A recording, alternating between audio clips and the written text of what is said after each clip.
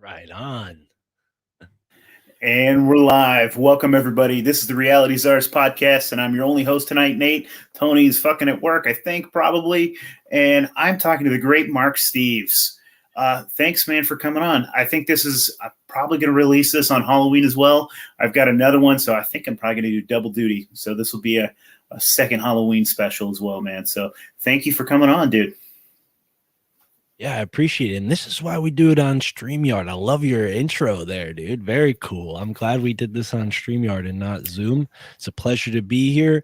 I think the reason I reached out, I was like, dude, let's do a show together. You've been kicking ass with Reality Czars. Shout out to Tony. I know Nate's been grinding, putting in a lot of work. So it's a pleasure to be here on your show, man. I always like to see that. As a podcaster who works pretty hard, I love to see when other podcasters are doing the same, you know, like attracts like, real respects real, or whatever that saying is. Real recognize real. That's what it is. Cheers, brother. Cheers. What are you drinking over there? Nothing fun, just orange juice and water. I'm a stoner. I do drink a specific type of IPA that I like. That's a local beer. So What's your go-to? What's your local go-to? So my local go-to for all the Connecticut people is by Heavyweight Brewing, and the beer is called Headway. Heavyweight is the brewery. They're out of Hamden, and I don't know what it was. I think it was like my cousin or something sat me down and was like, you know, what kind of beer do you like? And I was like, I don't know. And he's like, well, try this, try this, try this. And he helped me figure out that I like East Coast IPAs, and I like them because they're tasty, and I only need one or two and I'm good. I'm not like a Bud Light drinker who's crushing a whole, 30 rack or something. Like, that's never been my style. So that was me in my early 20s, man. I'm more of a nerd with my beer, to be honest, but I got my preferences, you know? We got some pretty fucking good shit out here in Oregon, dude. We take a lot of pride in our fucking microbrewing. There's some fucking killer IPAs. I should probably send you some fucking beer. I bet. Yeah, I'm down. There's some local beer out here from, I think it's from Boneyard, and they're doing like a cryptid series of fucking beers. I should fucking send you a 6-pack. They're pretty fucking sweet. Bro. I'll send you my favorite, you know. I don't know enough people that appreciate Headway. So if you like it, then maybe I'll have another brother with the Counterweight there. Counterweight is, did I say Heavyweight? Counterweight is the name of the brewery. So anyways, yes. You got to get a sponsorship from them, man. They're sending you a 6-pack every episode. Yeah. Oh, man. It's funny. You know, we're going to talk about Skull and Bones in New Haven today. That brewery isn't in New Haven, but when I was a part of this fraternity, not Skull and Bones, I promise, I've never been a part of Skull and Bones, but I was a part of the frat boy. I'm trying to picture it right now. Well, it's a weird way that I got into this. So after high school, I went to community college, right? And community college sucked. It was like high school all over again. And I dropped out and I became a Chinese food delivery guy, because that's the job I had, and I could smoke weed on the job, and my boss was, you know, not American enough to really understand that was illegal. So I got away with a lot at a young age. I was going to make a racist comment that, like, you look more and more like your boss when you. Trust me, I could do some impressions. I don't think we need to go there right now. But my boss, he was a good guy. Shout out to Benny Zhang.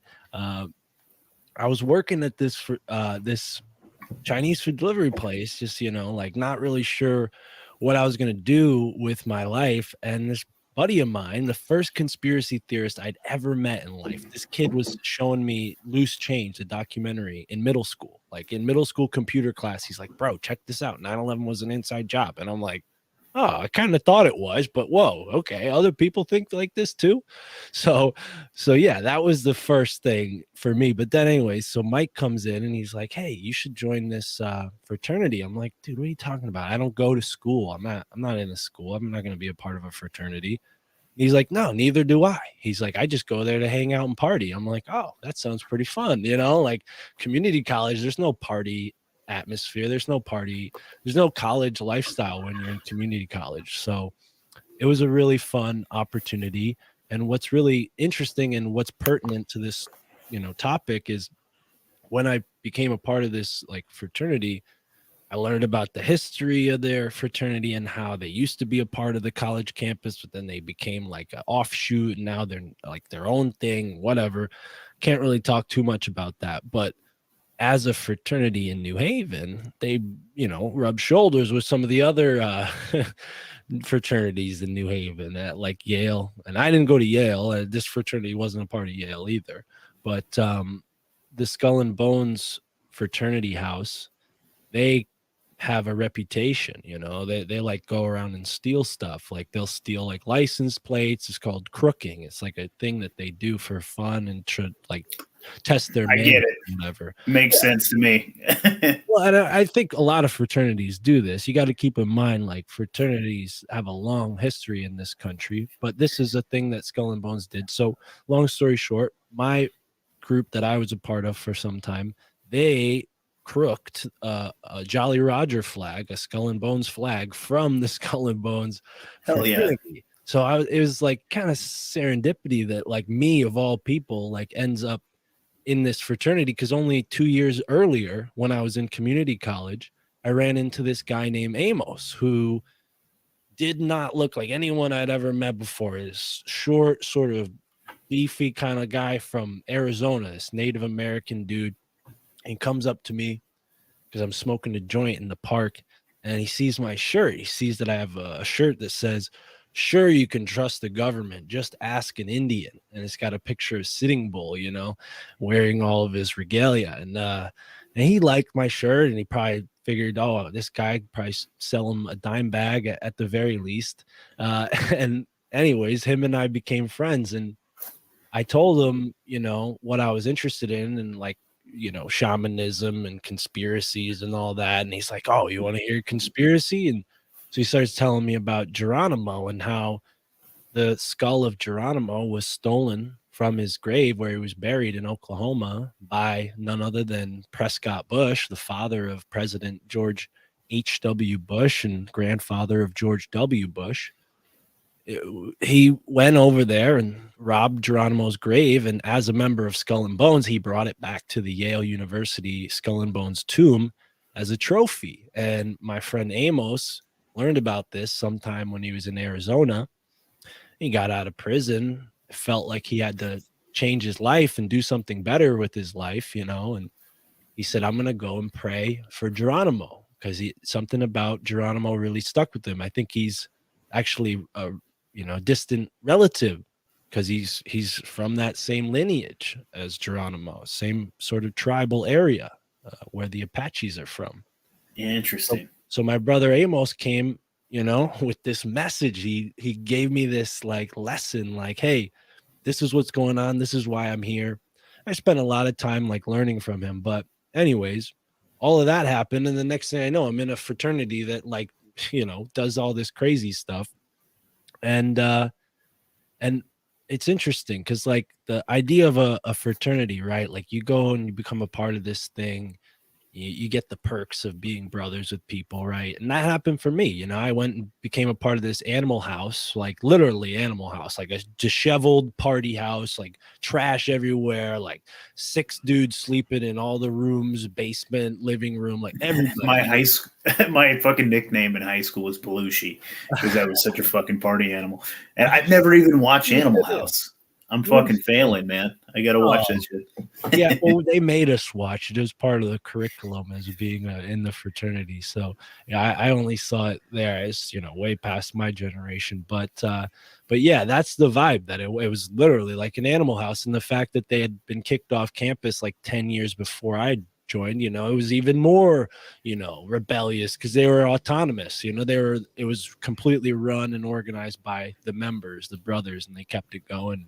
So there's this sort of like pride, like do-it-yourself attitude about being a part of it. But yeah, not everybody, really nobody was interested in the conspiracy side of it. But there was that legend, the story why we had that Jolly Roger flag. And I always thought that was so synchronistic because here I am, like a kid, grew up near New Haven, never really went to New Haven until I was old enough to get there myself. Because it wasn't a good, like, it's not like a city that you go to for fun. Like, it was a really shitty city when I was growing up, like a lot of crime. And now it's shaped up a little bit, but it's still kind of bad.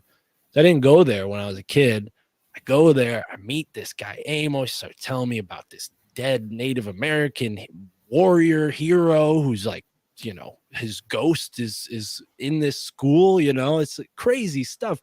And then I leave college and I get brought back to that situation, right? So it was serendipitous, it's synchronicity before I really understood what synchronicity truly was. And there were other events like that, like one of the jobs that I got through knowing people in my brotherhood, the fraternity at this college. One of my buddies, Jay, he got me a job at a bakery. So I started delivering bread at this bakery, and this bakery had a contract with Yale. So, I'm going into Yale's college now, delivering bread, going into all these old buildings that have been around for 200 years, some of them 300 years, 400 years. The schools, had like a That's the impact. big difference between the East and the West Coast. You guys are a little bit fucking older than us, dude. Oh yeah. Some of those fucking buildings are like, Well, yeah, for sure. New Haven is like 1600s. They founded the colony, I think like 1639. And the town I grew up in was like 1642. So yeah, we're talking about 400 years of history. Those buildings built 400 years ago are definitely not around anymore. Most of what we have today are like 200 years old for the most part. But yeah, it's interesting.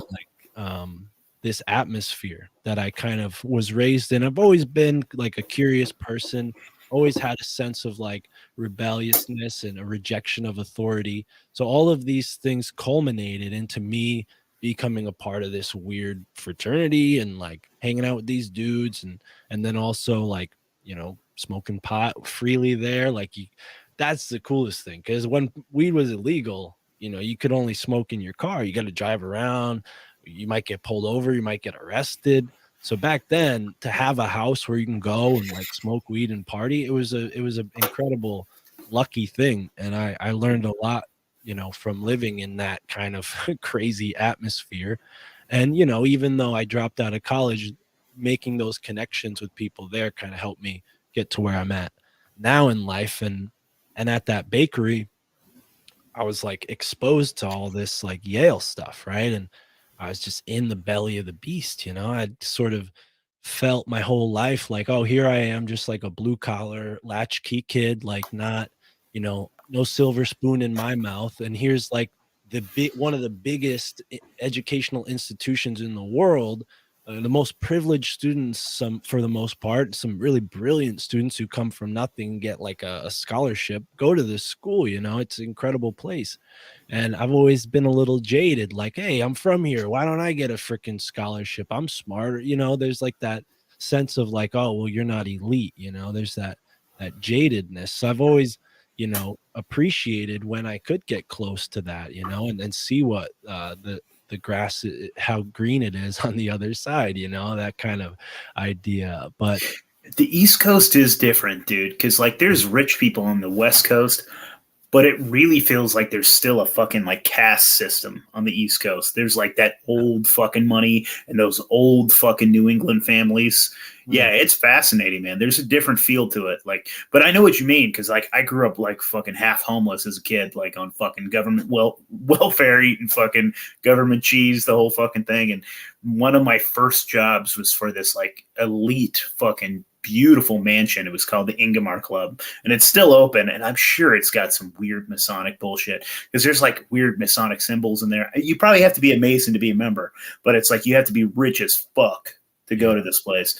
And it's beautiful. You should look it up later. The Ingomar Club, the Carson Mansion, that's what it's called. And it's this crazy fucking mansion, dude. It's dope as fuck. But like, yeah, I definitely, and I was a cook, so I'm just the help still. But it's weird as fuck going in like this crazy, beautiful, insane, fancy ass house, and just still making steak for old people. But you know. Right. Well, and there is this, especially in the past 10 years, there's this like crazy hypocrisy with a specifically a group like Yale, because you have all this tremendous wealth and privilege and elitism, but then these kids are going around, victim this and social justice warrior that. Meanwhile, their college was founded by slave owners and Native American slaughterers and, occultists, literal occultists, dark magic occultists. And I'll get into that. New England is probably best known for, like, at least historically speaking, like the witchcraft trials, right? Which occurred in other colonies, but they were the most remembered here in New England, specifically Massachusetts and Connecticut. And back then, you weren't talking about states, you're talking about colonies, right? So there's the Plymouth colony, you're talking about Massachusetts Bay colony, the Connecticut colony, and the New Haven colony, all separate colonies with their own separate governing bodies. And they're all like, yeah, screw the king, we're going to do our own thing now. We're going to do our own thing. We're our own royalty. So these are the minds that set up Yale and Harvard. And, this idea of elitism, like they weren't rejecting the king and because they despised kingdoms. They were rejecting the king because they wanted their own kingdom. They wanted to set Yeah. it up as a Protestant kingdom, right? Because the Church of England was not, in agreement with anything that wasn't Anglican, right? They had this whole Catholic reform. The Church of England says, no, we're not going to do it this way or this way. We're going to do our own way, Anglican, and then all these battles between the king and the queen, and Oliver Cromwell takes over the royalty and starts a government. Now we have the parliament. So there's this whole history of England that connects to the history of New England. There's no, it's no And coincidence. that was the bizarrest thing, and the coolest thing about like the new fucking world was that whole idea of like freedom of religion, where they actually had that. And so it was like all the weird, for lack of a better term, all the weird like different Christian sects found fucking freedom to express themselves here. And like that's where you got all these weird fucking like pseudo cults and shit, because they were allowed to fucking, because I've heard that too before, that like a lot of those guys, like a lot of the deists too, they were like hardcore occultists, and they were afraid to practice that shit because they thought, they might get their fucking head chopped off, but they felt way freer here in America. And that's like where you get that whole the whole Masonic like founding of this country really is because they felt safer here. Yeah. Well, we'll get a little bit further on to that maybe, but keep in mind Freemasonry officially started in 1717. So this is, after the colonies were founded. And Is that when it's officially so Freemasonry? Yeah, okay. But they like to tie their beginnings back to like much further than that, right? Like yeah, for sure. Officially 1717, but before that there were definitely other secret societies, and they kind of morphed into a hierarchy of Freemasonry at some point, and others existed simultaneously. But yeah, the colonies had their own share of cults for sure. I mean, there's so many different religions that came and set up here that even to this day exist. Like we have in Pennsylvania, the Amish, right? The Amish are like one of the most interesting phenomena from that time period because, they didn't settle it initially, but they kind of carry a lot of those practices that they had back then on to this day. And one of the aspects that people don't really know about with the Amish is they have folk magic. They practice this like folk magic. Comes interesting. back from Europe. And in Europe, they would call these gentlemen brokers, and the brokers were like healers, but they are also, doing spells. And, you have this idea of like a man wizard and a woman witch, right? So in the Amish, they don't use those same words because it comes from the German language, not the English language. But yeah, they have that same concept of the man, the patriarchal magician.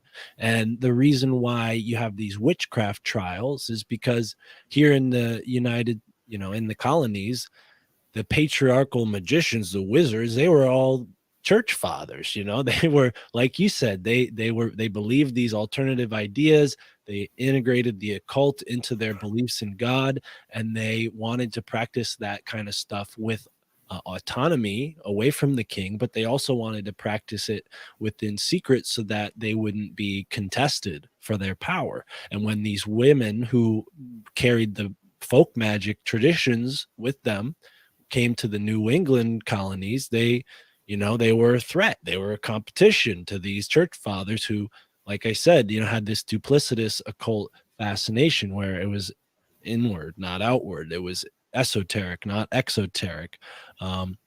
So folk magic and healing and this kind of thing was shunned, and those people were hung and whatnot. And in a lot of cases, there were more political and social motivations behind those accusations. It was more or less a political device where you can sort of gain power, take someone's property, or by accusing them and getting the whole Mhm.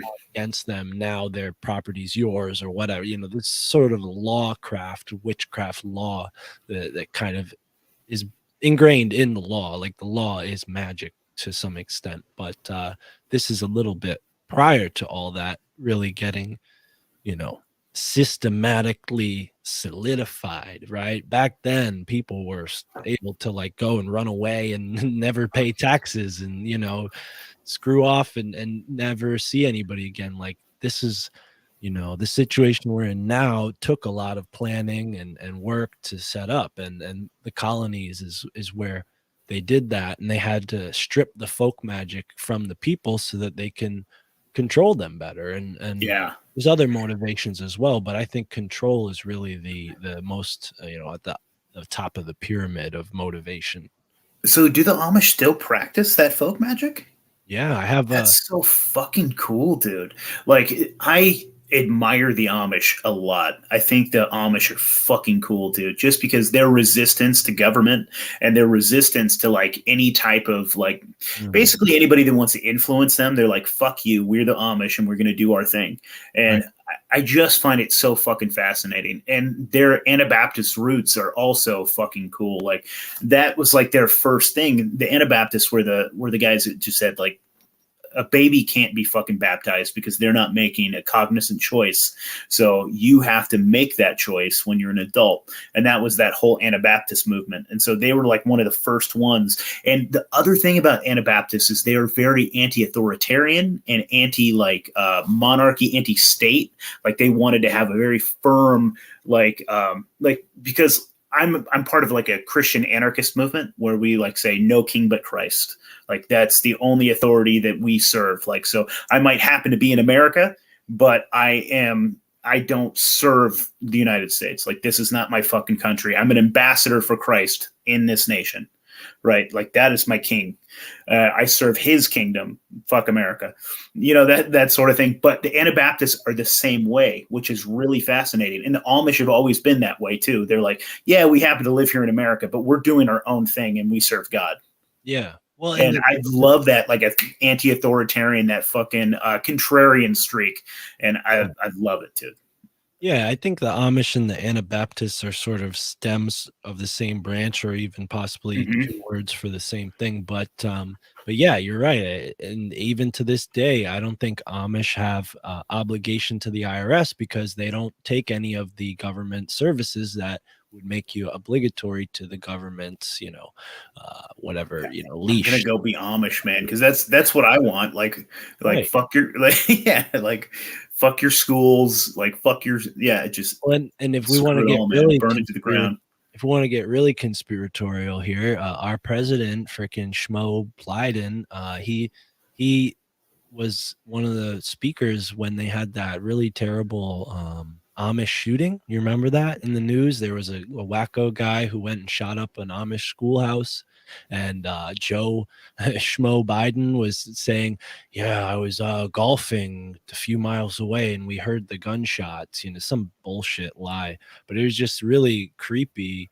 His involvement, and I wonder, not to get too conspiratorial here, but I Let's think, get weird. yeah, I think, false flag shootings, that they have a certain purpose, right? So maybe they targeted those Amish people with that, because of what you're talking about, where they're sort of against the grain and they wanted to rope them into that sort of really devilish trick that they pull with these false flag events.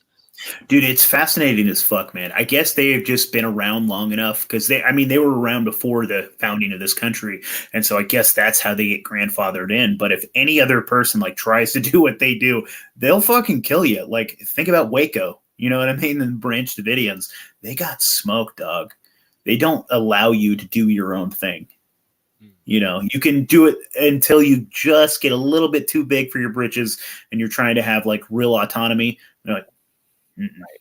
Well, and that's what really, I guess, protects the Amish is the fact that they don't have any weapons and that they're nonviolent, and the government can't use that excuse of like, oh well, you're terrorists because you're stockpiling weapons. Like there's something to that, man. There really is, because I've talked about that with a lot of different people, actually. There's something to the peaceful revolution because it's like they want you to get violent. If you are reactionary and you get angry and you're like ready to pick up arms, you're easier to control, and they want your ass to get violent because then they can fucking put your dick in the dirt, Right. But if you're sitting there with a flower in your hand and saying, I'm just not going to bow to your authority, it's very difficult for them to put a gun in your face because everyone has a camera on their phone and it makes them look like the tyrants they are. They have to expose themselves.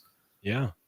Yeah, no, absolutely. I mean, I think, the Second Amendment's great. I don't disagree with it one bit, but I think it's just as powerful to do what you just described, put a flower in a gun barrel like they did in the 60s.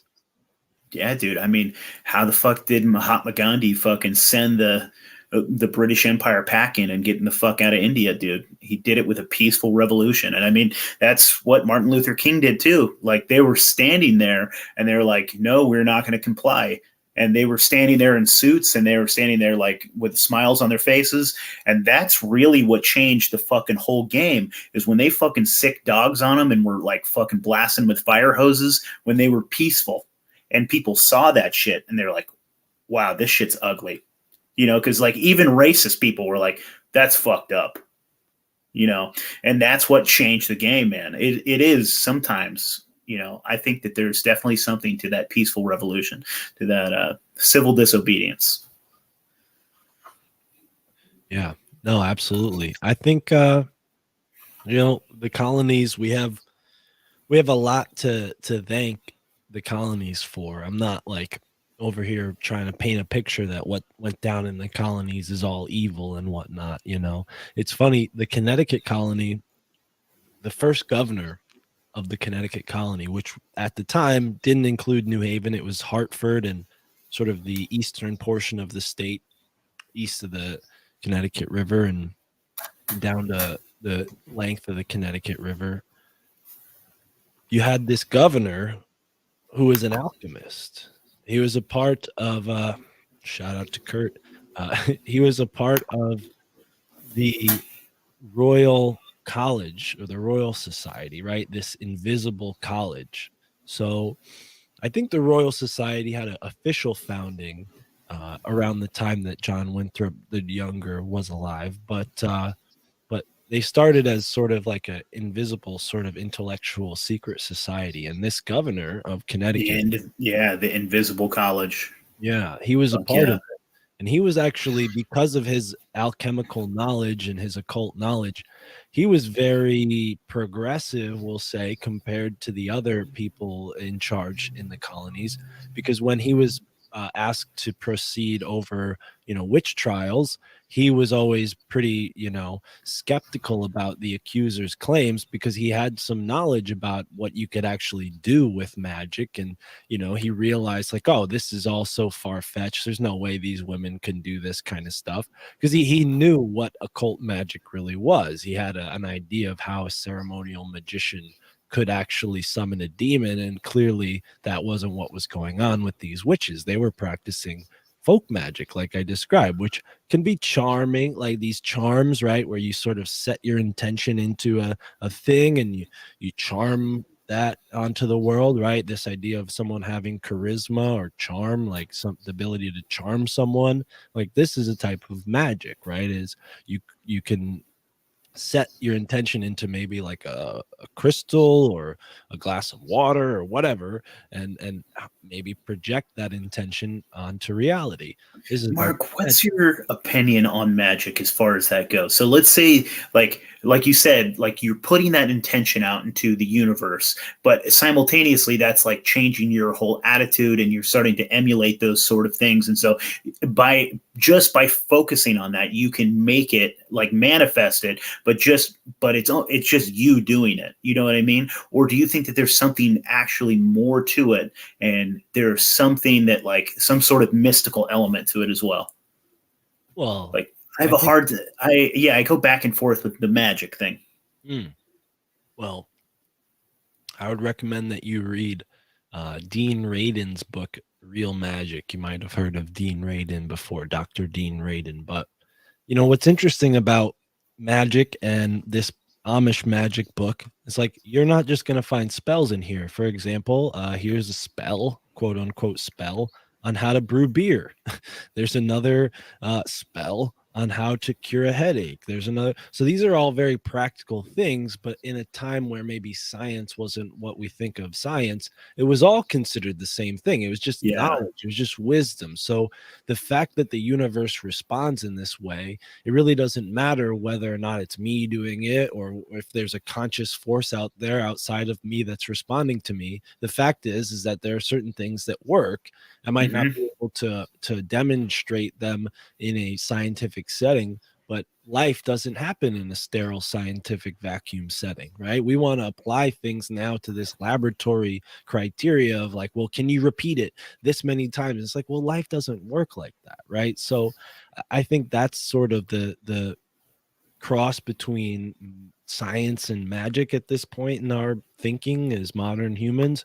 But only a couple hundred years ago, science and magic were the same thing. Like it was just being knowledgeable, it was just having wisdom. Like, if it works, share it with other people, and people are going to want to know about it, and that information is going to spread, and then people are going to keep that information and they're going to hold to it because it's useful. Like a spell, it wouldn't be passed down in a spell book if it didn't do anything. It'd be useless, right? And sure, there's hoaxsters and there's people who maybe were a little crazy and they wrote stuff that isn't practical. But for the most part, my experience with magic has been pretty innocent, in the sense that I'm not like a ceremonial magician going and doing spells and setting up all this shit to like create Well, something. I was going to ask you if you had any experience like trying to when using I was magic, I younger, guess. when I was younger and Yeah. I learned about this stuff, I would like try out certain things in books, like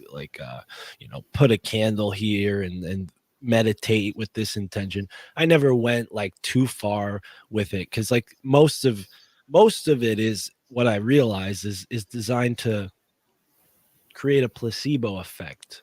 Yeah. Yeah, but sometimes placebo works. I mean, there's been studies that show that placebos work even if you know it's a placebo, Well, but which it's is not. fucking fascinating, man. That's the thing, though. It's not. That's like the word placebo meant all healing. That's what the word means, like all That's healing, neat. right? So, and what you can do with a placebo ritual or so, like you have a candle with a certain color that matches a vibration. That's the energy that you're focusing on. So now you're adding, you're multiplying. This is science, and in actuality, it is a science. It's just we've gone down a different path of viewing the world than we did maybe 400 years ago, and it's a little harder to grasp. But I would say magic is worth people's time. It's something that Christianity accounts for. There are Christian magicians. We're talking about them right now. I mean, the Calvinists were a type of Christian group that practiced the Kabbalah, which is a Are you serious? yeah. That's fascinating as fuck. The only thing I know about Calvinists basically is that their whole predestination type of thing. And so we always just make fucking jokes about them. Like we tease the Calvinists a lot in our fucking groups, like in friendly ways. But I had no idea they practice the Kabbalah. Well, they That's don't the just thing that I'm believe that. learning. they don't just believe in predestiny. They believe that everybody is predestined to either be a sinner or a saint, right? Or Yeah, elite, yeah, chosen, or a sinner. And some people are even meant to do evil things in yeah. order to invoke God's will, right? So this was the mindset that went into creating the New Haven colony that would eventually create Yale, that would eventually become the home for Skull and Bones, this international secret society that has its connections all the way back to Europe, like all the other elements of this story. And Skull and Bones' connection to Europe is with, of course, the Illuminati. And people hear that word and they're like, oh, Illuminati, Kanye West, hand over his eye, or whoever else, celebrity that does this bullshit.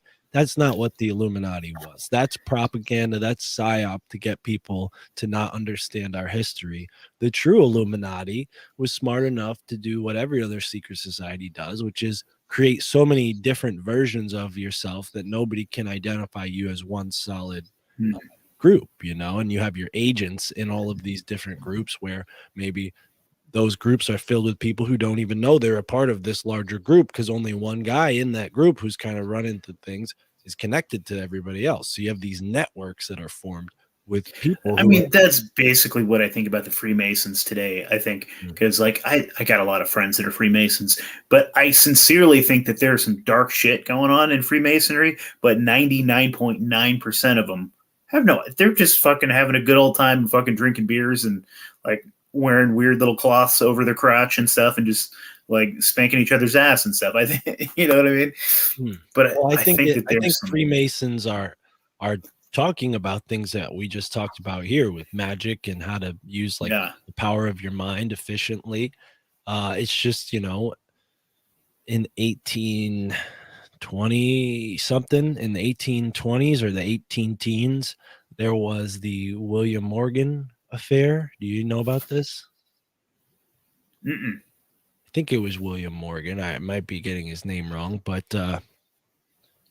he's He's in this book. I'll find him. So back then, there's this guy who became a Freemason, and he wrote. Is he connected to like J.P. Morgan and things like that, No, into the banking? no. So Okay.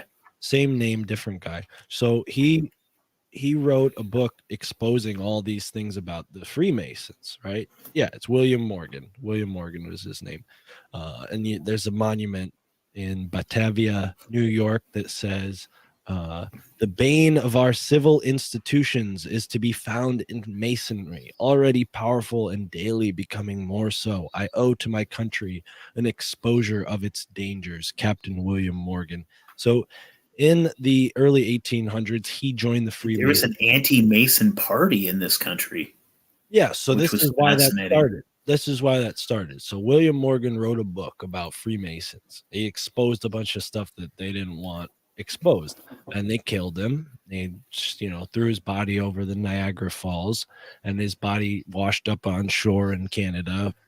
And they told everybody, "Oh, he went on a trip to Canada, and he's not coming home. Don't worry, he's fine."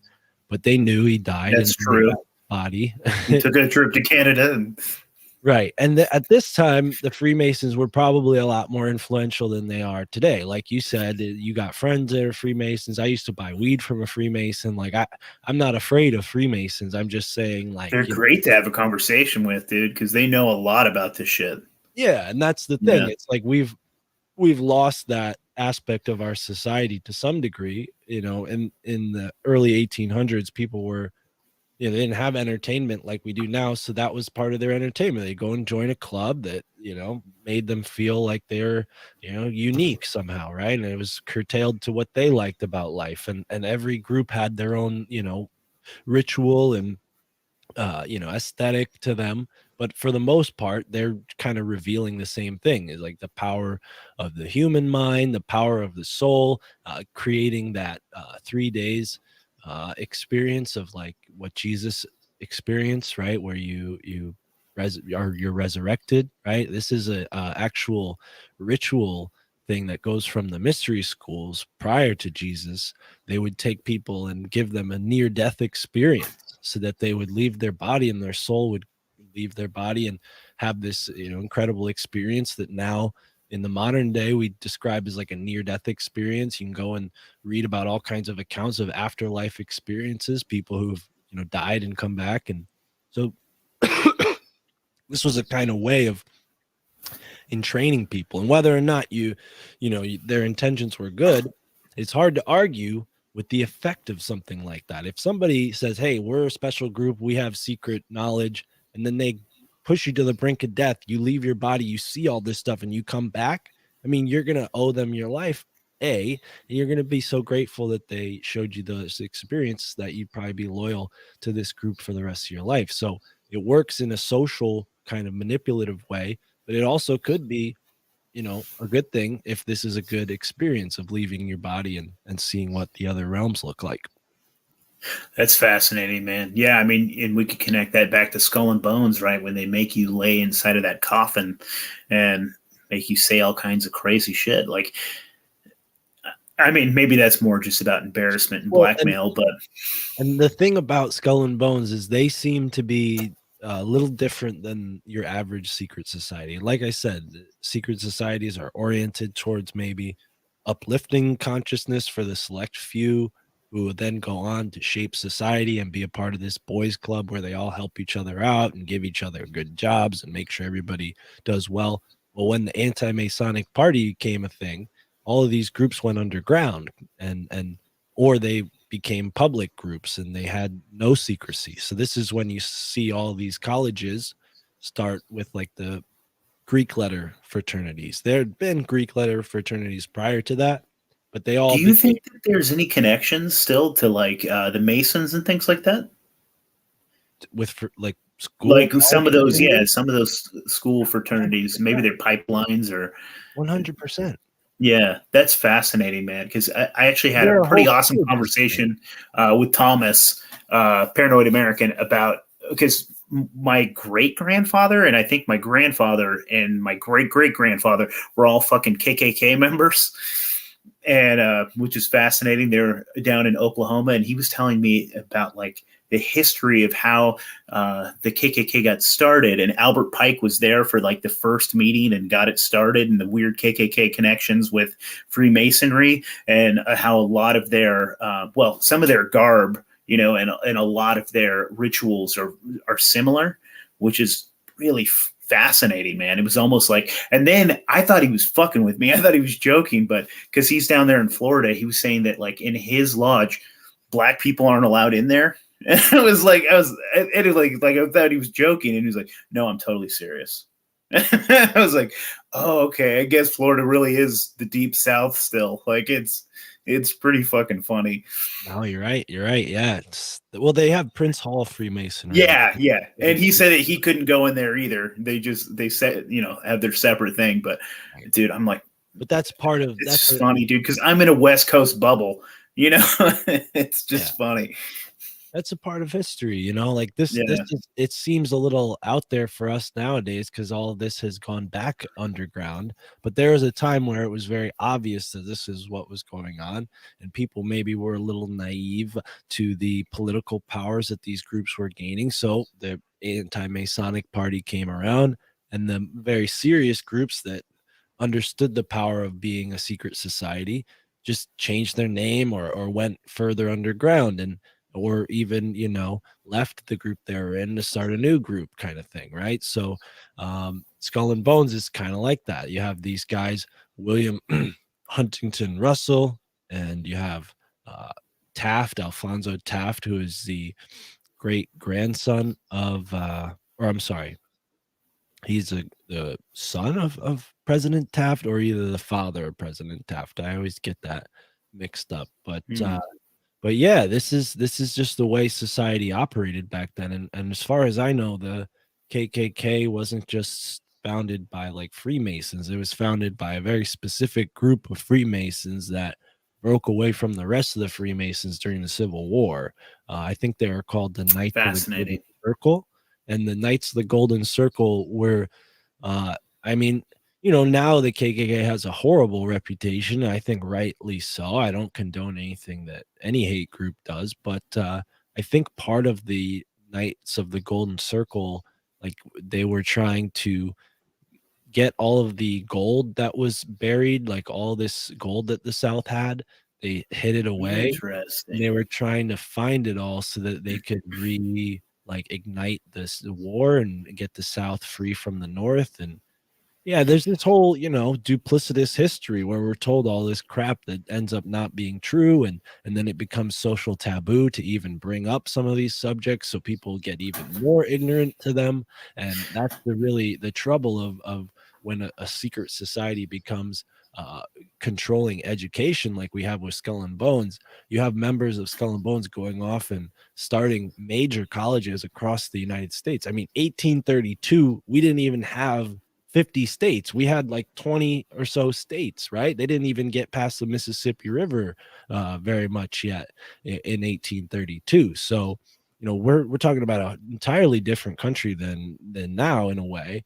And also, the foundation of where you are in the West was set up by these guys that left the Ivy League as successful businessmen and went out west to strike it big with the gold rush or the industrial revolution or whatever was going on. That's a little more forward in the timeline here, but talking about that Knights of the Golden Circle thing, there's a whole bunch of gold that's like hidden around the United States from that time period of like different colonies coming here and trying to hide stuff and pirates hiding gold. I mean, gold is a interesting, connection point with conspiracies because everybody's interested in it. And recently, Peter Shampoo, a guest that I'm very fond of, he's a very nice guy and he's written a really great book. He told me that the uh, Inca, I believe, would hang gold in a tree, because it wasn't like a wealth thing for them. It was a spiritual thing. It like brought God's energy to a place. Like gold has like a divine quality to it. So, the history of America is very esoteric, very occult, like there's this whole story of Jesse James. He was a Freemason, and he was in working with a bunch of Freemasons. And some people think that he buried a bunch of gold somewhere. And, if you know the right Freemason codes, you can go and like decode some of his hints and figure out where he buried it. So, yeah, it's kind of Interesting. an And if interesting. that's true, then the Freemasons found that shit a long time ago. Well, and that's the thing with these secret societies. So like you have these people who are in secret going around following up on all these like legends and myths, things that are just silly folk tales for people who are not in the know. They're going around, they're finding the gold, they're finding the lost ships, they're finding the weird stuff, and they're integrating it into their power and the monopoly or the synarchy, really, the government ruled by secret societies. Yeah, man, it's fucking fascinating. Yeah, the Freemasons to me are so fucking fascinating because I think about it too. I mean, they were, what's his name was also a Freemason, the guy that started the Mormon Church. Like, just and how much of that is just, Joseph Smith. yeah, man, it's just so fucking crazy. I sometimes, man, I fantasize because there's a lodge down the road. Just going down there just to try to. I just want to check out their library. I'm sure they would let you look if you asked. I mean, maybe I'm totally naive saying that, but if you make the right friends, they might not be so like on guard as you might expect. Like that Freemason that I bought weed from was very forthcoming about things that he knew. And I wasn't that like I didn't pry too much, but I was curious. He told me a bunch of stuff, and I've heard other people to say similar things about friends that they have that are part of different groups, and they're showing off all the things they have. These guys, they don't get enough interest in what they're doing. So I'm sure if you went over there and like, hey, I don't want to join, but I'd love to like learn some things if I can. They might be like, all right, come here. I don't know. You might also get like dropped into a tunnel and sent off to Shanghai if you're not careful out there in Oregon. So be careful. That's true, man. Yeah, I haven't checked out. Well, there is a bar that's in those tunnels, and so I have checked that out. There's like an underground fucking bar that's part of those fucking tunnels, and I've got some beers down there. But yeah, I want to check out more of that. There's like some like ghost haunted tours of those tunnels underneath. Yeah, it's a fascinating area, dude. There's a lot of darkness out here in Portland. Well, on the point of ghosts, I think people think of New England as like, oh, spooky and whatnot. And there's a bunch of horror movies that take place around here. But really, like the Native American energy, I think, is really what it is responsible for that. Like this, not only this tragedy that occurred where, a whole group of 44 million people were displaced and killed or enslaved and all these other terrible things happen, but you have like this energy of a culture that is in touch with the land for all these years, and then their connection is severed, and then the land now is trying to reach out and connect with the new inhabitants, but they're so blind to the world of the mythic and the mysticism because of their Christian culture that they just see it all as demons, devils, and spooky stuff. And really, it's like, these are our ancestors. These are, and I'm not against Christianity by any means. I mean, I grew up Catholic, if that says anything about me, but I definitely, I believe in God, and I don't want to be like an apologist. What happened in history. I'm not crying and saying anyone's to blame, but I think that's what we have going on, because the Native Americans were very conscious of their ancestral connection and how you can use the land to connect with the ancestors. And then we take these structures that the Native Americans spent all this time worshiping and putting concentrated effort towards, and you replace it with this like, you know, uh different group of people. Well, that energy pattern that's been on the land for that long is still going to come out over time, so places where like the Native Americans said like, yeah, we don't go there, that place is bad luck, and then 200, 300 years later, people don't remember that Get story. that missing 411 and shit. Well, yeah, they kill all the Yeah. Native Americans. They lose track of the folk legends and all the stories about these places. And then they go and build, their town. And next thing you know, a dog man's killing all their, people. Like, I mean, that's kind of a little, out there a little bit. But, that's what I think of when I hear of like paranormal things going on. It's like maybe there's a, We don't discount dogmen on our podcast, man. no. There's been enough, there's been enough sightings, Dogman, and how many times has yeah. Dogman killed a bunch of people? Like Dogman frightens people, but I've only heard like one story of like someone getting hurt by a Dogman. But what's fascinating, dude, is just all of those people. Because we talked about this I think on our documentary, we even talked about this a little bit. It's just like the overlap between like the missing 411, and then if you overlap that map with the deep underground cave systems, and then if you overlap that again with cryptid sightings like Bigfoot and Dogman, there's so much fucking overlap. It's crazy, dude. It's fucking fascinating. And there could very well be people getting taken like down into the inner earth and things like that. And it's obvious with like Sasquatch, where there's like a Native American connection, and they've known about this creature for a long time, and they talk about him and their stories and whatnot. But think about like here in New England, a lot of the tribes that were here just left or were killed because the colonies were a lot, less forgiving back then. I mean, in the Midwest, they were killed a bunch and massacred and moved around a bunch. But here in New England, it's like, they're hardly here anymore. They're sort of just a ghost, a corpse of who used to be living here. And I think these stone structures that they built, specifically the ones in New England, like carry that energy. Like a stone literally carries energy. That's why we use quartz crystals in watches and computers and stuff, right? And quartz is in granite. Granite's all over New England. All these stones are made of granite. So we have this like energy grid of stones here in New England. You have these ghosts that are like getting trapped in the energy field.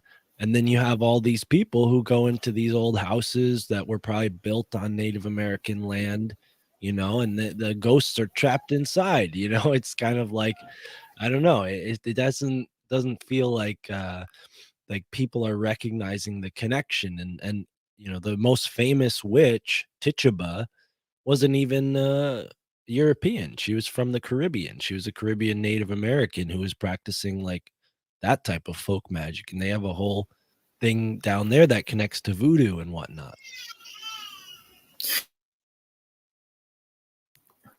I'm coughing. You got a baby crying. Hold on. Yeah. Yeah, it's one of those things, dude. Like, I feel like I have so much fucking like prejudice, like baggage of any sort of like esoteric, like folk magic because of my like Christian upbringing, and like so, like I was taught to be afraid of it all. Like all of that is Satan, and the more I do like research into like like early church, like right after Jesus, like before Catholicism took over, like they were esoteric as fuck, man. There was Yeah. some crazy All shit the going on, Catholic Church did was just separate the esoteric from the masses. They just but took, they kept it for themselves, which is the yeah, craziest thing. The Vatican is a cult as fuck. They know Jesus, all that crazy shit, man. Christ was, I hope I don't offend anybody, but I'm not the one who came up with this. There's plenty of books you can read about this, but Christ is a magician in some sense. Like he performed what we could call magical acts. Of course, they were ordained by God, but this is a type of magic. It's called divination. You're searching for God's will. That's what divination is in a certain sense, a divinity, right? It's that there's no inconsistency there with the word connection because it's meant to be there. I think that's what makes the colonies so fascinating is you have this freedom of religion like you're talking about. You have these witch trials, you have all of these like Native Americans who are practicing all sorts of styles of what we can consider today magic, from different ceremonies using music, drums, and things like that put you in a trance. We know they had different types of entheogens that they would use in certain ways. Tobacco changed the whole world because of the Native Americans here in the New World.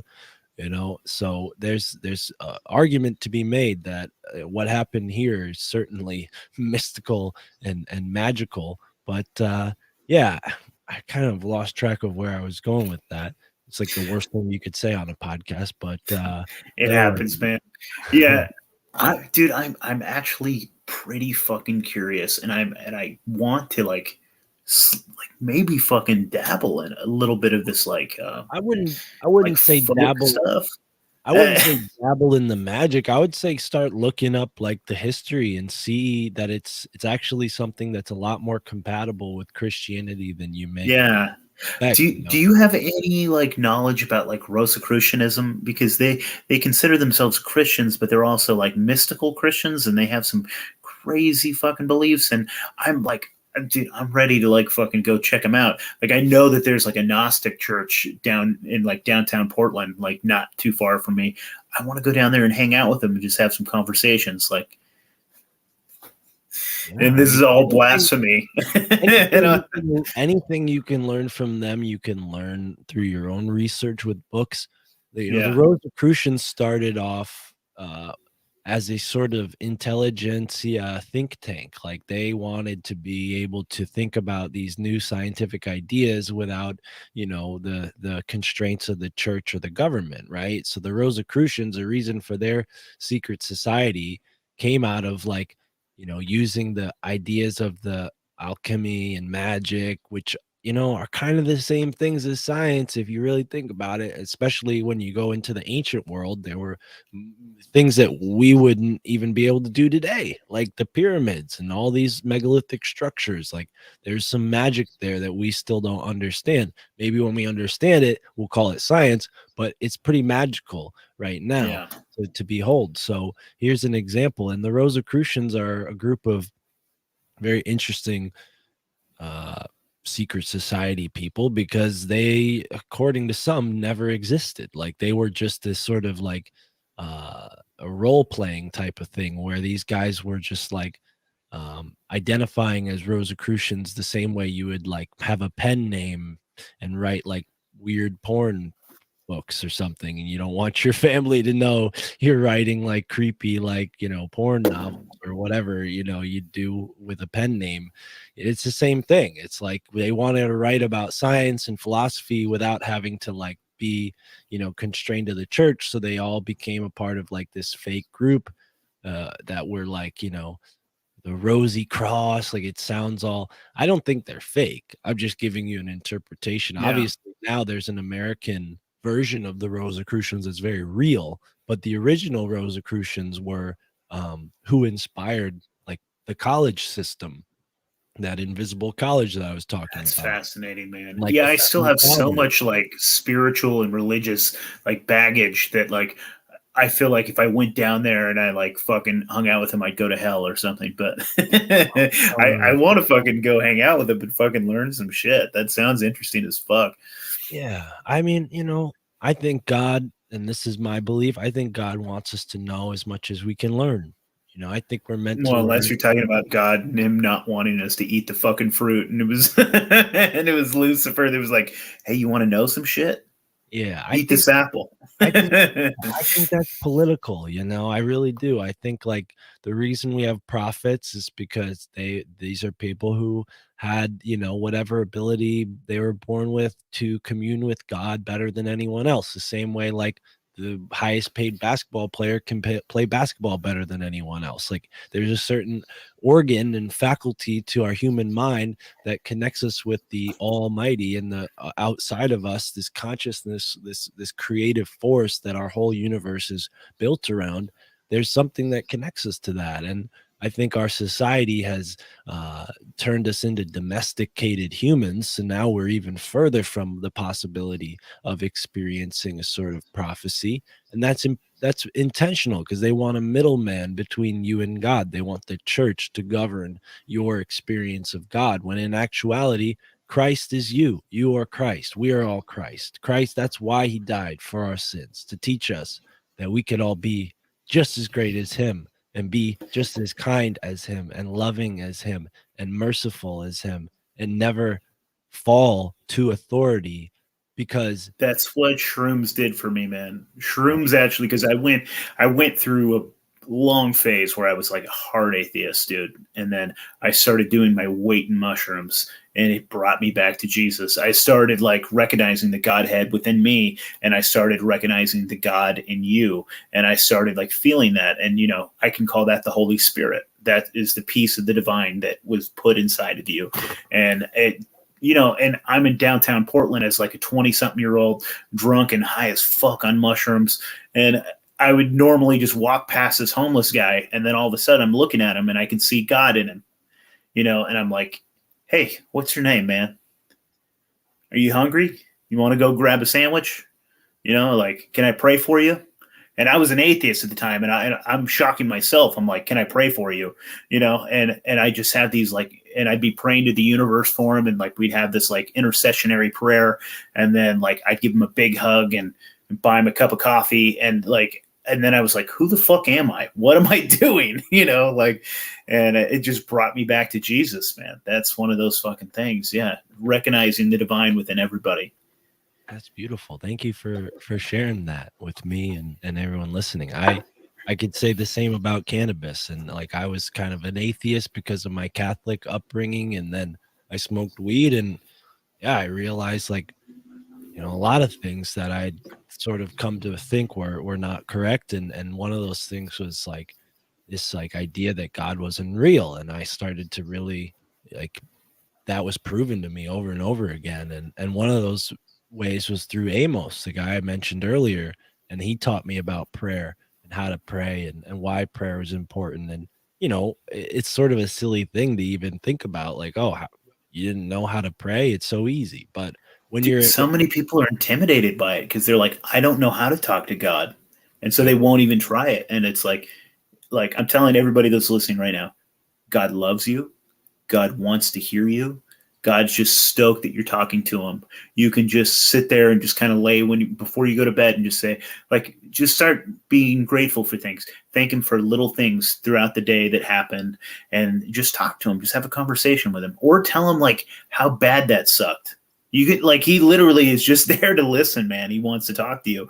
You can tell him like this today sucked, God. Why did that happen? You know, and then you also reflect because I feel that he talks to me, and so it's like you can reflect on like what did I do to make today suck? Mm, You know, where are you in that?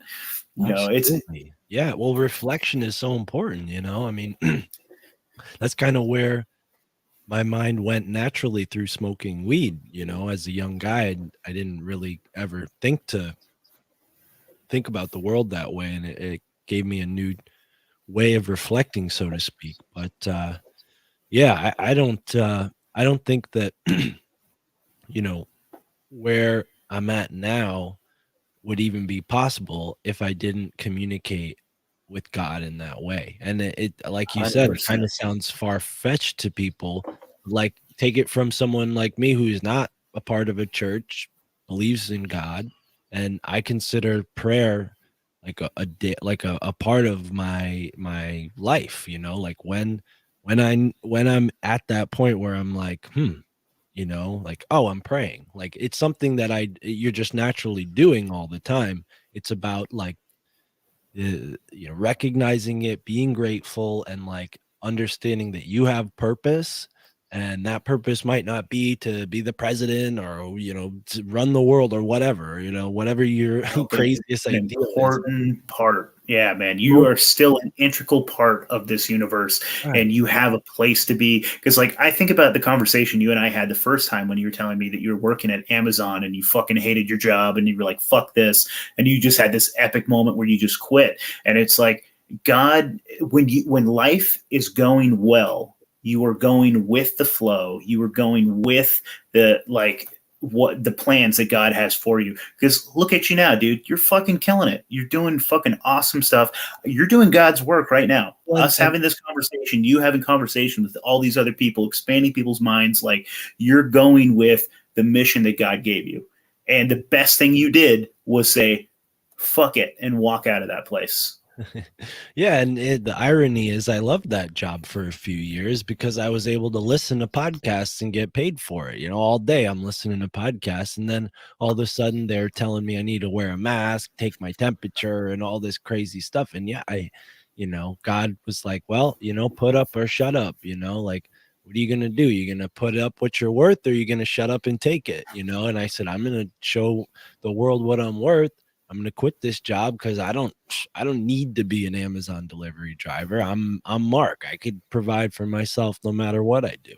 That's just what I needed to do at that time. And thank you for saying that. You know, I hope my show continues to grow and help people, because one of the best things that I've sort of experienced through this podcast is exactly that. When someone hits me up and says, yo, thank you for doing what you do. Your show helps me get through work, or your show showed me this that I never thought of, or I really love your show. I don't even know why, you know, like any variety of the compliments are so cool. Cause back when I was listening to podcasts all day, it had that same effect on me. So to think, wow, I'm contributing to this and helping other people. Yeah, it's you know, and yeah, I said, oh, you don't have to be the president, right? What I mean by that is like, you know, people think of purpose as being like this like position, right?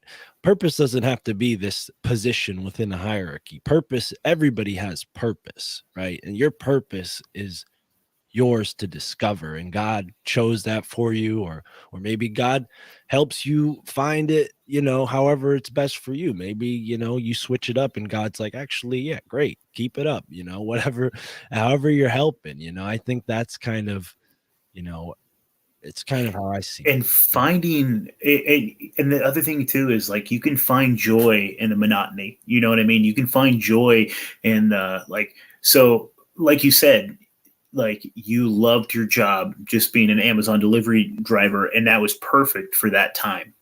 And then that time was over, and God had something else for you to do. And it's like there are, like you said, you don't have to be the president because, like, dude, who the fuck wants to be the president? That sounds shitty. Yeah. But like, my purpose is like taking care of my wife, taking care of my kids, like keeping a fucking roof over our head. And occasionally, I say a sermon at church. and I get to talk to people, and it's a lot of fun. And that to me, I find joy in the little things in life. And I think that when you find that, I think that you are doing your purpose, and then God will add a little bit more to your plate, and yeah, there's something to that. Yeah, and that's the point, with gratitude and being altruistic for the sake of actually being altruistic. I think that's sort of like the elitist trick with philanthropy is like, oh yeah, we've done so well and now we're going to give it all back, and really it's just like a scheme for them to save money on their taxes. It's this sort of luciferian type of thing. It's not actual charity. And I think real charity is experienced through this sort of connection, right? Through helping people learn, through sharing ideas, and having people on your show the way you do to openly express themselves and talk about what they think. This is a part of it. It doesn't have to be a donation or something like that. Mark, I have a random question for you, and I want to just get your opinion on it. What are your opinions on Ouija boards? Do you fuck with that shit? Would you fuck with it at all? Like, it's one of those things where it's like I try, like the skeptical side of my brain goes, it's just it's just a fucking board. You're just moving around a piece of wood. There's nothing to it. And then the other side of me goes, I'm going to be talking to demons, and I don't like it. Like the next documentary we're going to be doing is on the paranormal, and we're out here in Oregon, and near Oregon City, it's like the end of the Oregon Trail, and so there's like some pioneer graveyards out here, like some of the oldest graveyards, like at least on the West Coast, and like my partner's like, all right, let's bust out a Ouija board and let's go to the fucking Pioneer Cemetery, and I'm like, I'll let you do it, and I'll stand far away, and record it. Like, what are your thoughts on that? Should I be terrified, or should I put my hand on the planchette? No, I don't think you should be terrified. I think there are ways that we can communicate with our ancestors. That's just like a technology to do it. Mm. I think it becomes like unhealthy when you go into it without an intention, without a positive intention. And I think if there are incorporeal spirits that are like formerly human beings and they're like stuck in another realm or something because they weren't buried correctly and they didn't go on to live like reincarnate or whatever, yeah, they'd probably be a little mad and probably mess with humans because we're so like silly that we think it's a board game. Like they want to just screw with us back. Like I think there's an element to it there, but I don't think like it's dangerous. I think people who walk into that with like the wrong intention could invite the wrong attention onto themselves, which that could be dangerous. But if you walk into like the Ouija board experience with the intention of like everything that I'm going to be doing is in alignment with God's will, and nothing that is not in alignment with God's will can harm me because I'm emanating that energy. I have a connection with God, and that's my intention in this. I want to connect with an ancestor. I want to connect with this person that was buried here. If that's really what you want to do. I mean, unless it was my family member, I probably wouldn't like care enough, Mm. or like maybe somebody who's like historically relevant to something I was researching. But I think that's why those were invented, so to speak. It's just another form of divination, and possibly a way to communicate with ancestors. So maybe somebody had like buried something and passed away and it was valuable, and they're like, oh, how can we communicate with Daryl? He's dead, and they're like, well, we use this Ouija board and we'll get him. It definitely is a prejudice that I have that I maybe have to get over, because like a spirit box doesn't fucking scare me as much. Like having a little EMF reader, like I'll run around at night and I'll look for some ghosts or whatever. But there's something about a Ouija board that freaks me out. Yeah. I I don't, yeah, I don't know. As there's like the Matrix graphic going on behind me right now, I'm about to say like, yeah, I don't really like, I'm scared of like the spirit box in the sense that like technology, like anything that's connected to electricity or the internet, I don't know. I feel like that could be even more dangerous because you're inviting like possible like I don't know nefarious entities that are connected to like the grid and like all the stuff that the government and the military are doing. Because, make no mistake, like there are invisible beings all around us, bro. Like that, I truly Hmm. believe that, and I think they're not all necessarily demons and bad things, but I think the types that are bad and feed off of negativity attract themselves to these like places like let's say a slaughterhouse or maybe even like a military base or whatever, maybe somewhere where they're doing like testing on insane asylum patients and things like that, where there's like chaotic energy going on. There's like beings that feed into that energy and they maybe even perpetuate it. And that's kind of like where the Native American intelligence comes into play because they had an understanding of like, no, don't go there, that's land is haunted, there's a bad spirit that exists there, it will bring you misfortune. And then 200 years later the colonies come, they're like, oh look, this looks like a great place to set up shop, and then next thing you know it's like pet cemetery crap is going on.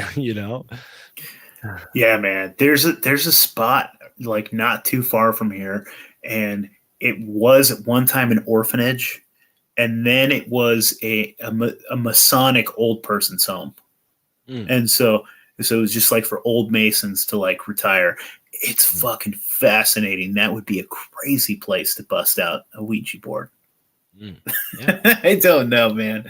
Like I No. want to do it because I think it would be fucking neat, and it's kind of exciting, but I also am fucking terrified. But like back what you said about like maybe technology, like I definitely feel you, man. Like I definitely think that whatever these interdimensional beings are, like I've had this conversation a few times on this show, so people like my audience is gonna hear this again, but that's fine.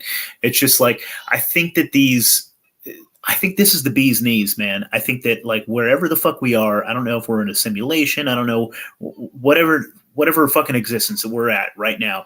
I think these spirits want to be here, and I think that they can't necessarily come here without inhabiting a vessel. Like I think that's the whole thing, and so it's one of those fascinating ideas that like what is your brain? Your brain is almost like a computer, right? And so it's like it's a vessel that a spirit can inhabit for a while.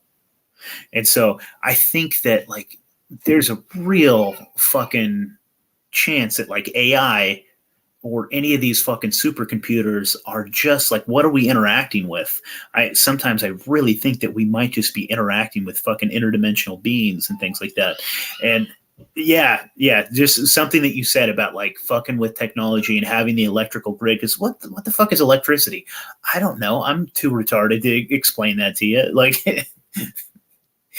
I would recommend a book called The Invisible Rainbow by Arthur Furstenberg. He talks a lot about how our world's changed since the electric grid's been put in place and how it's affected our health. And like I was saying earlier, if we all have diminished health, maybe our psychic abilities are all diminished. And that's why we're living in this world that's like devoid of this kind of thing, because we've all been entrained, A, to not pay attention to that side of the world, and B, our actual physical parts of us that help us experience that side of the world are not healthy because our body is in like this survival mode of like malnourished and putting all its energy towards like just the main organs, the basic functions, that we don't die and collapse, but if you really take care of your health, I sound like a hypocrite with this scratchy throat, but if you take care of your health,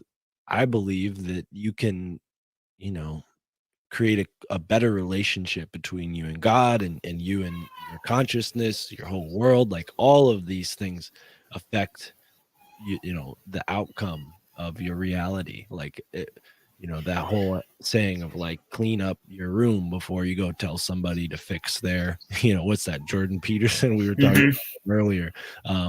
That's true with the health thing, because as soon as you start really taking care of your health, you will experience those parts of your consciousness, meditative, not that you're unhealthy. I'm talking to like anybody listening. Like me personally, when I started like drinking only fluoride free water, I immediately noticed a change in my health, and there was a couple other things that followed, and I still haven't figured out the best diet. I think this is a tricky thing and it's different for everybody, but yeah, I'm very particular about that because I think you need to have a good foundation to, grow as an individual mentally and spiritually. Absolutely, dude. And I mean, that even goes back to the Bible saying that, like, your body is a vessel for God, and so that you should take care of that vessel. This is something special He gave you, and this is to inhabit God, right? And so, like a vessel, like I said. And there was something like how the fuck old was I? I think I was 29 years old, and I was taking a lot of fucking mushrooms and eating a ton of fucking a ton of edibles, dude. Like, I was doing some heavy doses. I was doing some heroic doses. And the thing about like edible marijuana, dude, to me, like you were saying with pot, like it fucking it what's the best way of saying that? It makes you confront the shit that you are putting in your closet, right? The things that you like are ignoring, and you're just like, hey, whatever. Like for me, it was like I was the heaviest I'd ever been. I was like about 300 pounds, and I'm 5'9", so 300 pounds. I was a big dude, and I was like pre-diabetic, or I was diabetic at the time, and I was like just eating whatever the fuck I wanted, and I was drinking as much beer as I wanted, and I was just being a fucking dumb asshole. And I had I had my son at the time, and he was probably like 12 at the time, and 9, 10, something, I had a young kid, and I'm like, I took a fucking shit ton of edibles, and I was sitting there in the shower, and all of a sudden, like, that whole wall just came crashing down, and it was like, hey, fat ass, you're dying. Don't you feel that? Don't you feel like shit right now? Yeah, that's you. You're killing yourself, you stupid fat piece of shit.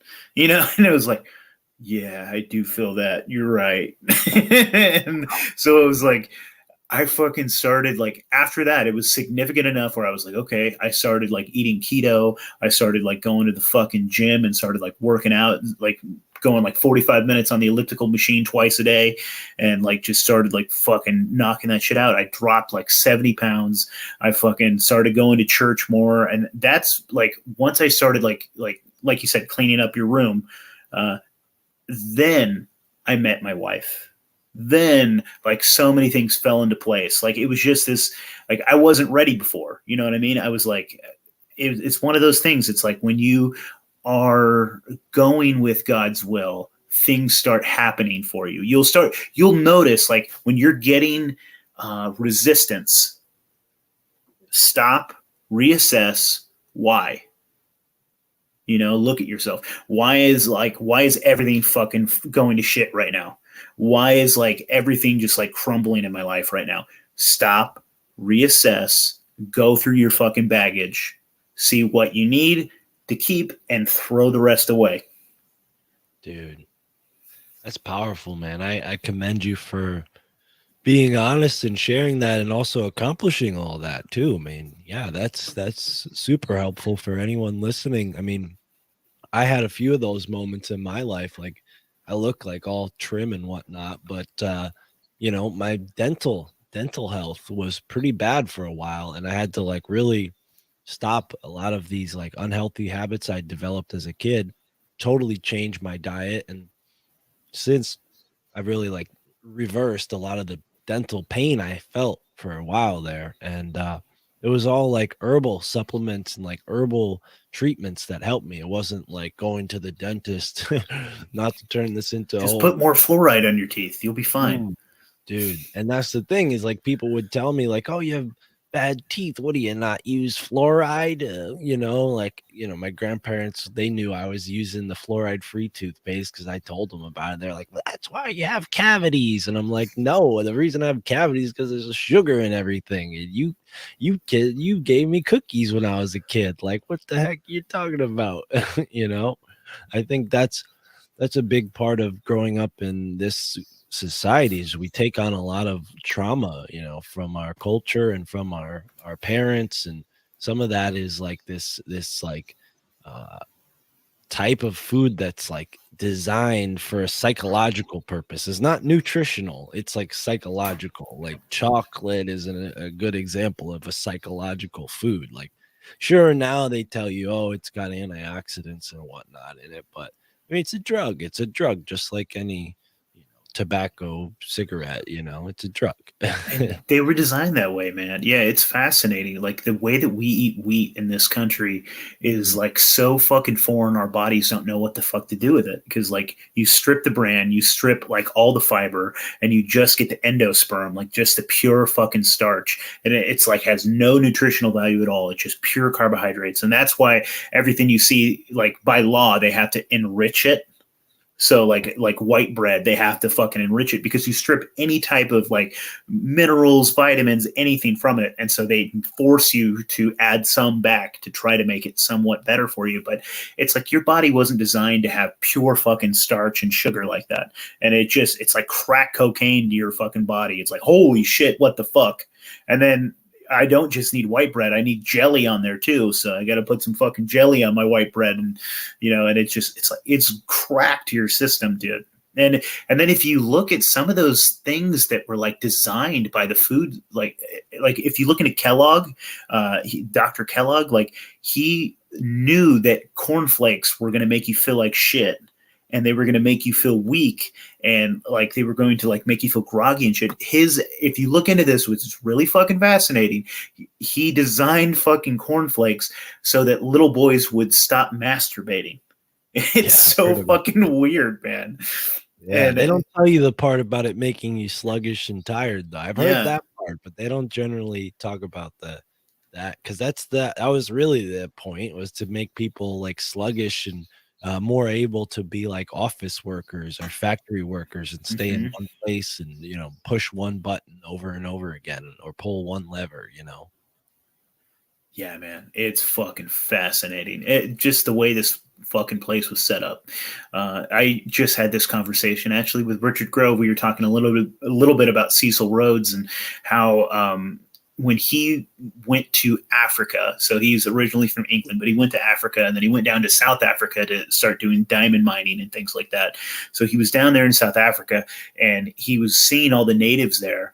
They had like their own land, they had their own farms, and they were self-sufficient and happy. Like they didn't want to work in they didn't want to work in his mines, like backbreaking Right. labor for all fucking days, 7 days a week for almost nothing. And they were like, he's sitting there in his journals and he's writing about it. And you see him like brainstorming. He's like, they don't even want my money. Why? Like they don't, what the fuck do they, because like, what do they want money for? They're like, I've got my wife, I've got my kids, I've got my hut, I've got my land, I grow my own fucking food, I'm self sufficient. Like you can keep that money and shove it up your ass. And so he's like, how the fuck do I get him to do this? And so he basically started. That's where taxing came from, it was before that, but that's how he got them into the system was through taxation because he was like, all right, well, I'm going to start taxing them for basically existing. Then I'm going to tax them for their property, and then I'm going to seize their property, and so then they can't even grow their own food. And then for that, they had to then be part of that system. And so it's like, think about like your grandma. If she owns a house and like, let's say her dad built that fucking land, like built the property, built the house that she lives on, no matter what, she can't be just completely off grid, grow her own food, have her own things because you have to pay that property tax. Even if you own your house outright, you have to pay the property tax. And so you're forced into this system where you have to do something to work to make money to then pay the fucking taxes. And so that's what he did. And so then he had all these now they were willing because they were forced to pay their taxes or else they were going to like lose or get like imprisoned. And so then he got him in his fucking mine, and then he had him working for him, and then he just stacked cash and was a piece of shit. It's fucking fascinating, man. Just when you learn how they turn us into, we're tax cattle, dude. It's all debt based bullshit. Right. Yeah, it's designed that way. It seems like a plan that they've had since like Babylonia. It's fucking genius, man. But like that's the thing is like the English perfected it. They're fucking brilliant and evil. That's my big theory is like almost every modern problem. It's like, that 6 degrees from Kevin Bacon. You can blame it on the British Empire. Yeah, no, for sure. I mean, New England is like, for the most part, it was founded by people who defected from the British Empire, and then some were loyalists, but for the most part, they were like, yeah, screw them. Like, so there's sort of like a rebellious nature that we New Englanders have. There's definitely the elites, but for the most part, I think most people who grew up in New England have this like mentality that would be well suited for maybe a sovereign society or some sort of what's the word I'm looking for? It's not anarchy, but agrarian society. I think that's what we're kind of already built for outside of like the city megalopolis, like the people up in New Hampshire and Maine and Vermont, like those people, they might as well be agrarians the way they live, outside of the people that are in the few cities up there, it's pretty agrarian already. So yeah, I think we're all kind of going to get back to that at some point. Like the British Empire's magic can only last so long, they're all just trying to revive this civilization magic that the Sumerians and the Babylonians were practicing, right? So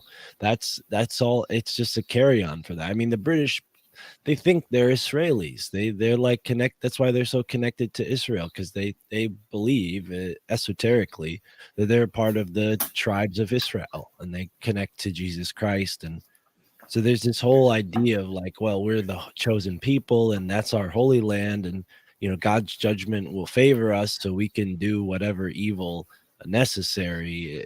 And this isn't an idea that all Christians have. It's an idea that specific sects of Christianity have, and this whole like apocalyptic book of Revelations thing is kind of popular in America, but it really like Dispensationalism, man. It's a fucking son of a bitch. well, it's very much a part of the fabric of the secret societies, because they're all obsessed with rebuilding Solomon's temple and doing all these things that are just like pretty much proto biblical.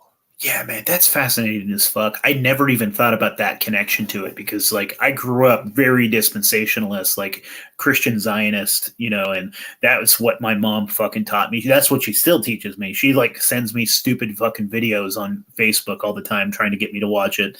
It's just terrible. But it's this pseudo death cult, man. It's this fascinating thing that it's like the Jews have to, like, they basically have to be like persecuted, and they have to have the whole world turn against them, and they have to rebuild the Solomon's temple for the third time, and then Jesus will come back and end the world and kill all the heathens. Like that's really what they believe it, and it's like they're trying to make the end of the world come sooner. That's what this is crazy death cult, man. And what I find so fucking fascinating is that we had Mike Pence. We had man, who was that? Who was the other guy? Mike Pence was a big dispensationalist. Pompeo was a big dispensationalist. The dude with the fucking terrible mustache. What's that piece of shit's name? You know who I'm talking about? Oh, he's the worst piece of shit. Big warmonger. All of those dudes were. It'll come to me, but all of those guys were Christian Zionists, and so it was so wild that those guys had the power. They were so fucking close. And then Donald Trump was a moron, and he'd go and like he was kissing the wall and wearing the yarmulke and just like sucking BB's dick, and it was just so wild, man.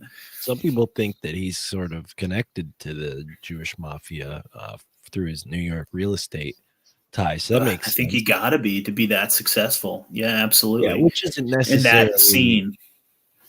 Which I don't know if the Jewish mafia is necessarily Zionist, but they probably have Zionist elements within their criminal organization. I mean, criminal organizations are essentially secret societies with a sort of outward facing structure that I guarantee you they're Zionists, man. I guarantee you they're Zionists. Yeah. Oh. New Haven, what's up? New Haven, New Heaven, aka New Heaven, was basically created with that Zionist mindset. Like the New Haven original like downtown area was built in 9 squares, just like it says it in the Bible about the Temple of Solomon. And, it connects to all of these different biblical themes. So they had this in mind when they were starting the colonies. That's so fucking neat, man. That's so fucking crazy. When you compare that to like what happened in 9/11 and all the things that followed that, and our wars over in the Holy Land, like Israel's wars against Palestine and all these other things that have gone on in the past 200 years in that zone, after the secret societies took over, for the most part, church and state, right? So you have the church and state taken over by the secret societies, and now the globalism is this occultism veiled in like a progressivism, right? Well, this is what's inevitable. We're all going to become one world civilization because of the internet. No, it's garbage. This is a trick from occultists that have had this plan for a long time. They want to get everybody under one ruler, one king, and then just incestually trade that position from one family to another, only selecting from these so-called descendants of Christ. And who knows how true that even is. I mean, like these people say that they're elite because they're connected to the original people and all this stuff, but it's like, yo, we're all human beings. What the hell are you talking about? Unless they're not human beings. Right. I Right. love That's that. what I mean. What Yeah. the hell are you talking about? Like, and that's the whole thing with again, like back what we were saying before, like they take history and they make it taboo to talk about. But this whole idea of race and ethnicity and genotypes, like it's all muddled and muddied on purpose so that we don't understand maybe that there is a group of human beings that doesn't share the same anatomy as us and is hiding amongst us. I mean, that could be incredibly crazy if they found scientific evidence for that. We can't let people find that. Yeah, man, it's wild. And so it's even better that they own 23andMe and they own Ancestry.com because, yeah, they can just hide that and just throw it under the And fucking also rug. figure Yeah. out who escaped their clutches, right? They could figure out like the people who have their bloodline that maybe strayed from the ancestral pack from who knows how way back. Like the whole idea of like red-haired giants and stuff, like in the Americas. I'm a red-haired giant. I'm 6'8". I got a red Are beard. you really fucking 6'8"? Jesus Yeah. fucking Christ. So I like Holy crap. I like to think that maybe there's some kind of DNA connection there. Maybe I'm a part of something, but I don't think I'm superior to anybody just because I'm tall. It's just, but that's the weird thing about like race and these like historical connections. And you have the giants that were here in Americas and giants in the ancient past in the old world and some giant humans like me.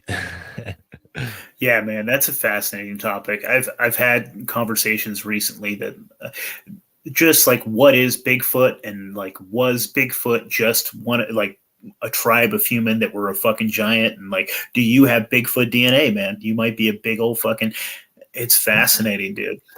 Could be. I wouldn't say I have Bigfoot DNA, but I might have like some kind of like red Scottish Irish Viking giant DNA. That's what I like to think of. I don't think I'm like a Neanderthal or something like that. That's what I mean. Sasquatch, you've done a documentary, so I'm sure you've heard like every theory on Sasquatch, but from my perspective, like it seems like Sasquatch is like the most intelligent animal, if it is a real animal, next to us. If it's not like a mystical paranormal being and it truly is like a species of some kind that's undiscovered, then it's essentially probably like somewhere between a gorilla and a human. Like I don't think it's necessarily possible that a Bigfoot could cross its genetics with a human. I think there was a time in the It past where might. we have a common ancestor, but I don't think you could like stray that far and then connect again. You know, it's like a bobcat with a tiger. Like you could do a lion and a tiger, you might be able to do a jaguar and a panther, but you can't do a bobcat and a tiger and create like an actual, you know, they're just too far away from each other genetically. They're both cats, but I think that's what it is with Sasquatch and human. So I don't think I have Sasquatch DNA, but I maybe a go back common. and forth, man, whether or not that he is like a corporeal being, that he's flesh and blood, because there's so many sightings of Sasquatch that like coincide with UFOs and things. Like they've seen Right. little UFOs at Skinwalker Ranch and things like that, and so I find that fascinating. Like that was actually the name uh, of our documentary, was a search for psychic Sasquatch, because we've had so many people that we've talked to that he has like telekinesis, like basically telepathic conversations with people, and it's just interesting as fuck. But like another avenue that I've kind of explored with some other people is just like, have you heard this? So the Russians were doing just some like genetic playing around with some fucking shit, and so they had some foxes, right? And they were just seeing what would happen if they found some foxes that were friendly, and these ones would come up, like lick your hand even, and almost acted like dogs. And then there were some foxes that were kind of like skeptical of humans and kind of like shy and offish and were like, yeah, fuck you. And so they had, like, I don't know, let's say they had 50 foxes and they split them. So like 25 were the nice ones, 25 were the assholes, and then they would just started breeding with them, with each other, like that. And so like, and if they had a nice one on this side, they'd put them over here. If they had a mean one over here, they'd throw them over here. And within like, dude, it was like 3 generations, the nice foxes, their ears started to flop like this, like a fucking dog's. They started to act like a dog. Their face started to like shrink a little bit, and vice versa. These ones started like looking more like wolves and started to act more aggressive, and were like, and they totally fucking changed just based off of those characteristics.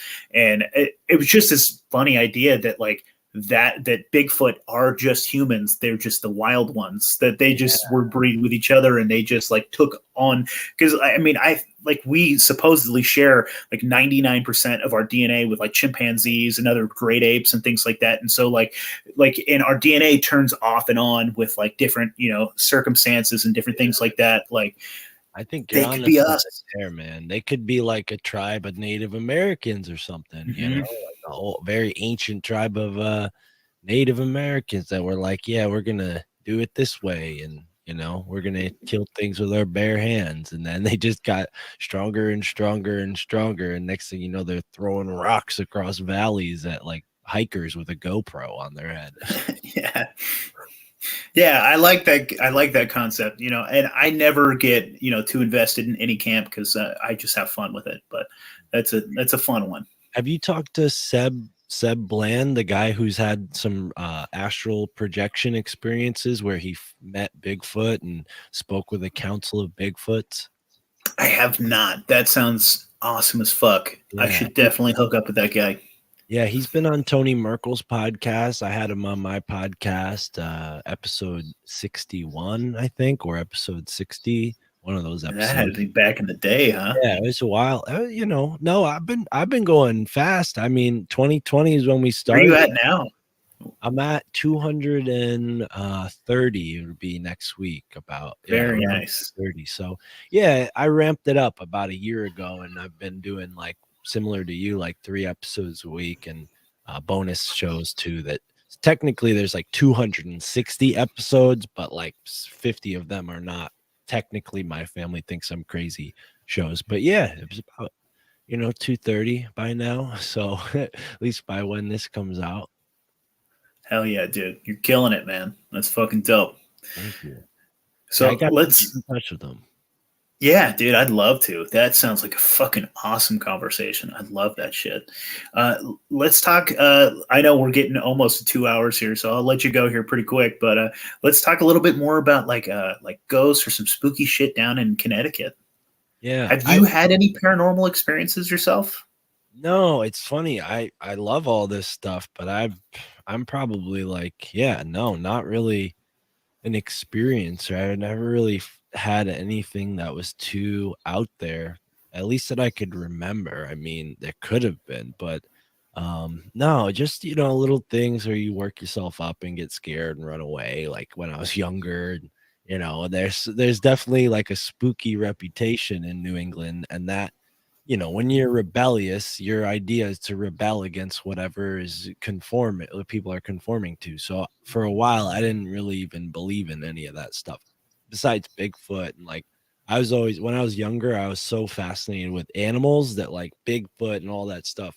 I believed in that because I'm like, well, of course, these stupid scientists, they haven't found all the animals yet. Of course, there's other animals.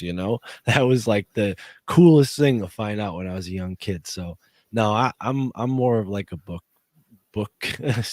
guy. Like I learn all this stuff from books, and lately I've had a couple really awesome experiences, like synchronistically finding interesting things, but that's as mystical as it gets. I haven't had any like ghost encounters or paranormal encounters, but yeah, there's a reputation. I mean, Amityville Horror, that's like pretty close to where I'm from.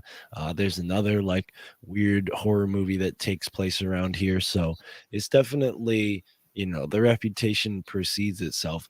The most fascinating thing that I learned about Connecticut and its role in that was the point about the alchemist governor. And he didn't just like make those witch trials sort of come to an end in Connecticut. He was looking all over Connecticut for like gold and silver and doing like these magical divination techniques to find it.